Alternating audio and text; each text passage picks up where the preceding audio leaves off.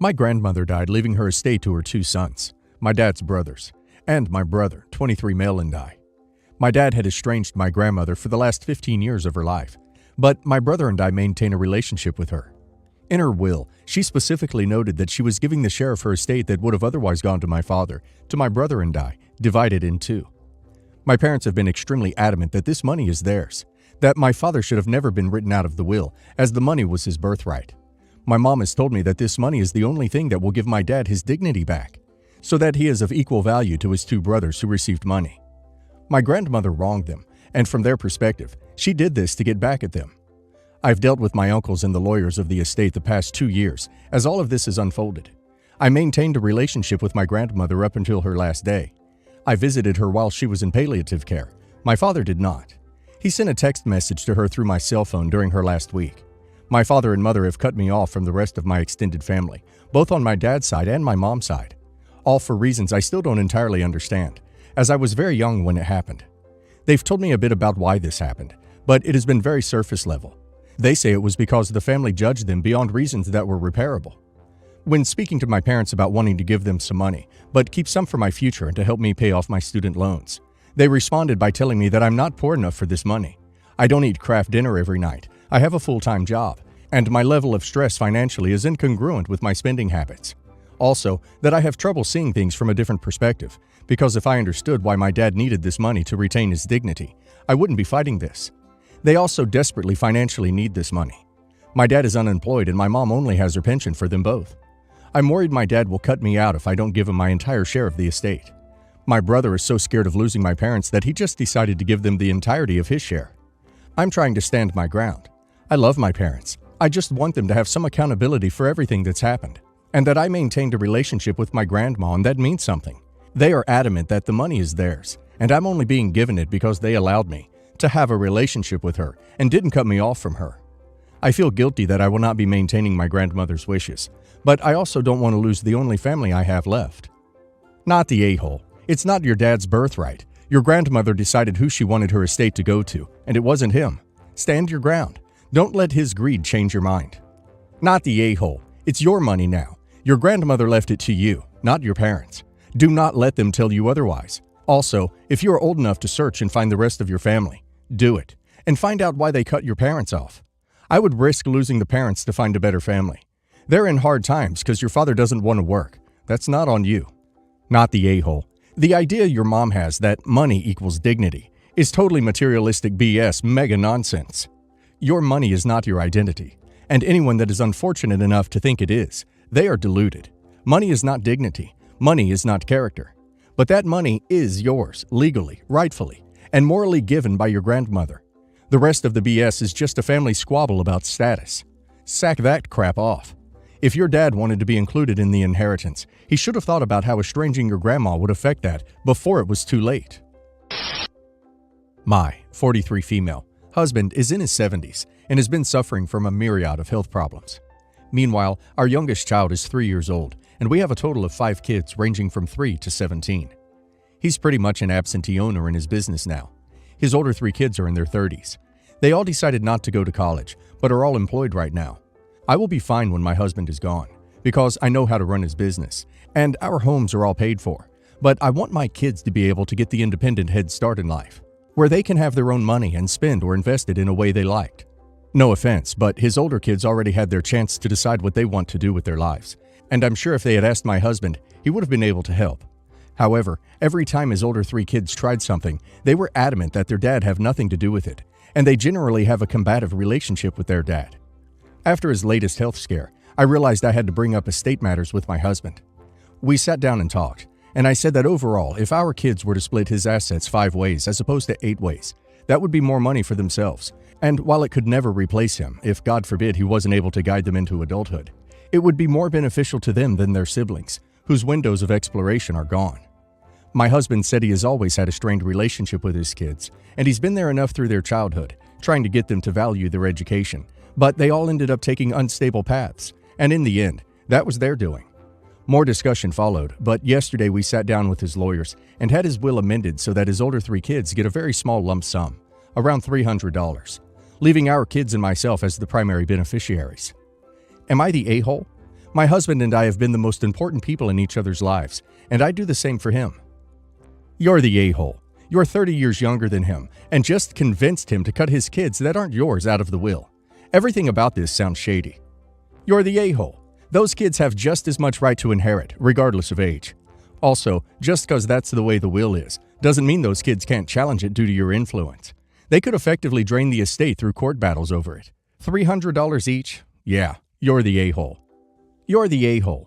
If your husband's will included an 8-way split, an 8-way split was his intention. You went and put pressure on him to favor your children over his older children, and he eventually bowed to your manipulation. To do that after a health scare is heartless. This whole situation is just grubby. Your kids and his older kids are all an equal amount his child. You've just made sure that his final act towards them is to say, "Sorry kids, you don't matter nearly as much as my new family." That's going to hurt. A lot.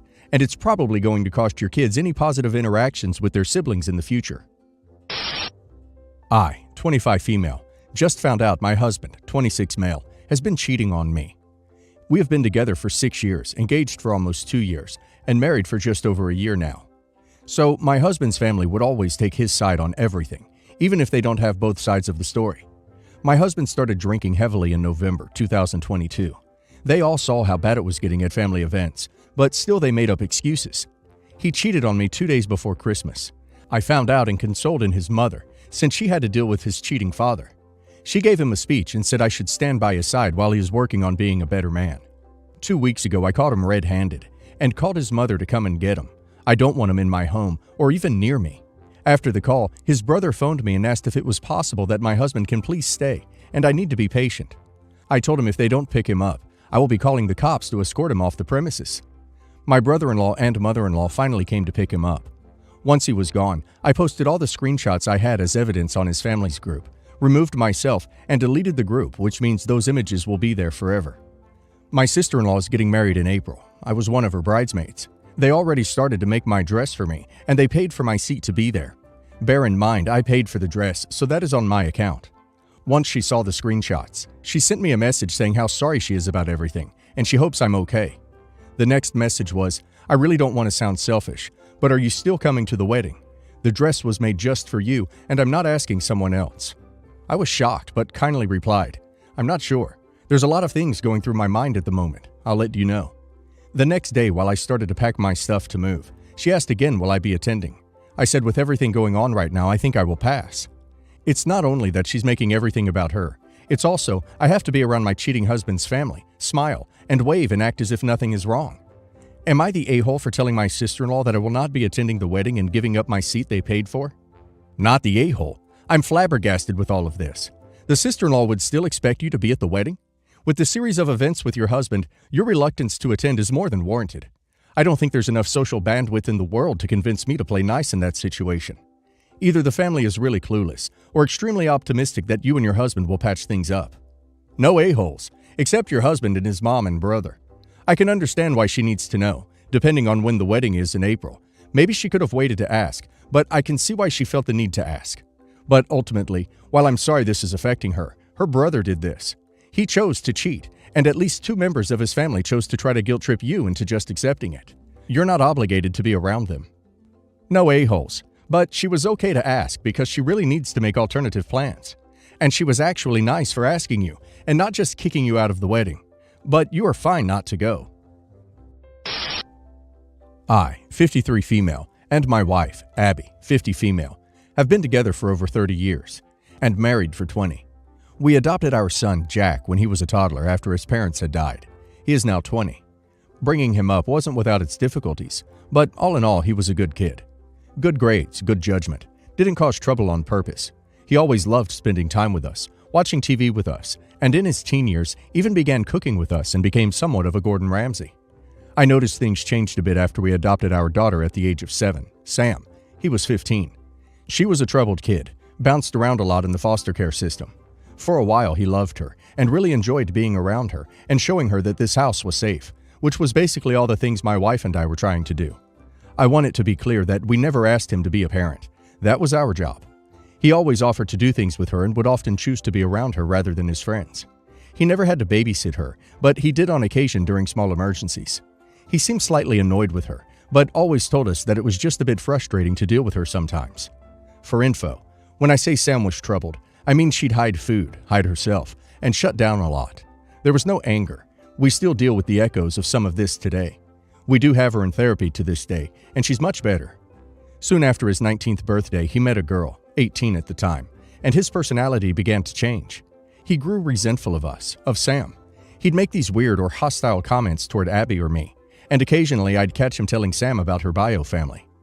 I'd always try to shut it down, but he'd make some excuse and go home when I tried to talk to him. I don't want Sam getting into contact with her family. It's a toxic family that was no good and very dangerous for her. Earlier today, me and the wife were speaking to him about his behavior, and he said that his girlfriend told us that we kept him from his family on purpose during his entire upbringing, and that adoption was a traumatizing experience that tore families apart. This stunned us, since we were always as transparent as we could be. What remained of his family didn't want to talk to him, and that's why we adopted him. My wife tried to explain that we never tried to do that. He called her a lying bee and to shut up, and that we're baby snatchers. Immediately I cut in and told him to leave and not come back unless it's to apologize. He left, saying that he hoped one day Sam wisened up to us lying about her family as well. That we were awful for ripping a girl away from her real family. I don't understand his logic, but he was clearly upset at us for what we did. I wish I hadn't kicked him out so we could have talked it through, but he was just throwing verbal abuse at the woman who cared for him most of his life, and I couldn't watch it. So, am I the a-hole? Nope, not the a-hole. It sounds like you've been saying and doing all the right things where both kids are concerned. Also, by age 20, he should have much better control over his actions and words. He had no right to talk to you like this. Hell, by the age of 6, I knew better than to talk to my parents this way. I don't think you should backtrack at all on the ultimatum. If he gets in touch, you can be relieved or happy, etc. But stay firm on your rule. He still has to apologize, and it has to be heartfelt. No throwaway stuff like, all right, I'm sorry. He needs to know why he's sorry, and the apology should reflect this. Also, something else might be going on with him. Not an excuse, but maybe an explanation. Not the a-hole. Your priority right now is to protect your daughter. Jack is a double threat to her. First, he pushes her towards a toxic family, and secondly, he ruins a stable, safe home she so desperately needs. In this situation, he's the aggressor, she's the victim. He needs to take responsibility for his behavior, because I doubt he would feel responsible if Sam was hurt as a result of his actions. Gentle, you're the a-hole. As a parent, it is your job to establish and hold firm on boundaries, while still presenting unconditional love. In that moment, you were justifiably angry. But to tell a child that was already abandoned by one set of family not to come back to your house for any reason is an incredibly harsh blow. Ask yourself, honestly, if there is a behavior in which your parents would have responded by telling you that you were not welcome in their home. What does that mean when a parent says that to a child? You can tell your child that speaking in that way is unacceptable, and you can enforce that in a variety of ways. I, 27 male, am planning on proposing to my girlfriend of 2 years, Maddie, 27 female. Planning on doing it by a lake, and I've already talked to her family, and they will be there. I've talked to my friends and her friends. For my immediate family, I decided to only invite my dad. He said this was an a-hole move because it would be tough not to bring his wife, and it would create more of a rift. This will also be how the wedding will be, him getting a solo invite. So I told him if he doesn't want to come, I understand. But he should know I'll save the postage if he doesn't want to come to the engagement. Me and him went back and forth, so I decided to post here for a judgment. The situation with my sisters and mom stems back to my sister's wedding 2 years ago. My two sisters are Bella, 29, and Sarah, 25. Bella got married back in 2019. I like the guy, and we became decent friends when I was a groomsman.